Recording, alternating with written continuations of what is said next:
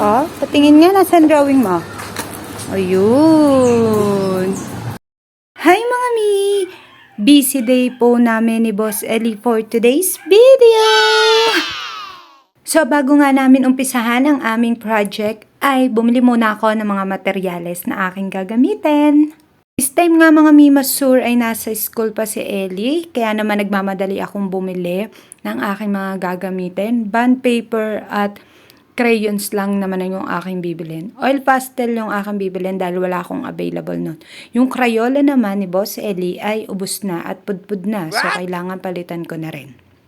So after ko nga makapamili ng aming mga gagamiting materyales, ay dali-dali ko na itong binayaran dahil baka malit naman ako ng sundo kay Boss Ellie.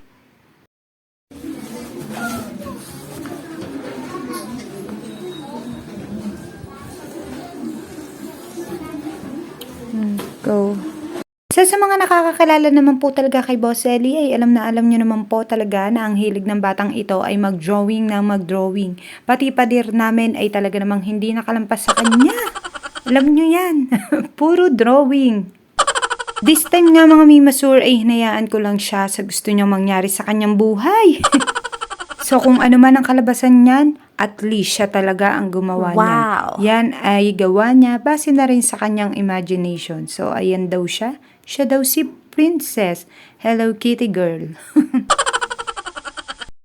And after ng 10 perasong papel na sinayang-sayang lang namin ni Boss Ellie dahil sobrang dami namin bura. Dahil alam nyo naman yan si Boss Ellie, pag pinahawak nyo yan ng lapis o ng ballpen, kung ano-anong drawing ang gagawin niyan. This time mga Mima Sur ay first time lamang pong gagamit ni Boss Ellie ng oil pastel, kaya naman akin siyang ginaguide muna sa kanyang pagkukulay. Masaya naman niyang inuumpisahan niyan, lalong-lalo na pag ginagamitan na ng bulak. Yun nga lang, yung aking bulak ay ubos na. Anak, sa mukha ko talaga yan. Pampahid ko sa mukha ko. At nang matapos niya nang kulayan ang buhok, ay kanya naman ang inumpisahan ng pagkukulay sa mukha. This time mga Mima Sur, nakikita ninyo, ay tinuturuan ko siya ng mga tamang kulay. Or yung mga kulay na medyo makatotohanan naman. Uy! Alam mo, may alam sa arte, no? So, yung aking mga nalalaman, yung tinatagong pagiging artistic, ay ayan, aking nang itinuro sa aking anak. And pagdating naman dito sa pagkukulay sa damit, syempre, hinayaan ko na siya. Ang gusto niya, rainbow color pink. Iba-ibang kulay, iba-ibang shades ng pink.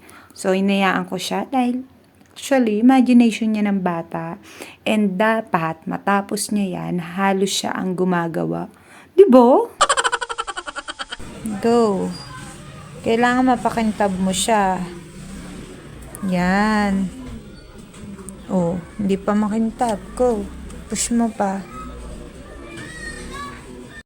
And sa gantong gawain ay hindi mawawala ang batang panggulo.